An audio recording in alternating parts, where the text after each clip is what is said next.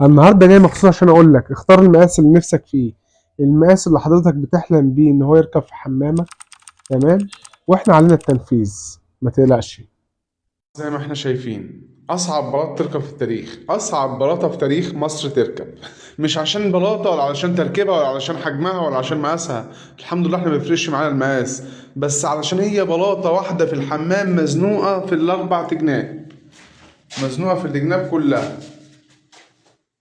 بص يعني من الدرجه الاولى في الصعوبيه بجد يعني، بس الحمد لله يعني، الحمد لله نشكر ربنا. وكل حاجه مقفوله جنب الحيطانه هي تمام، كل حاجه مقفوله جنب الحيطانه اهي، كل حاجه مقفوله اهي، مفيش فراغات بين البلاطه وبين الحوائط، تمام اهي اهي. وادي على الرخام بره اهو، اللحام على الرخام بره، يعني الحمد لله بجد يعني، هي بركه ربنا. ما تنساش حضرتك اختار المقاس اللي مناسبك، وبيم بيه على التنفيذ بأعلى كواليتي.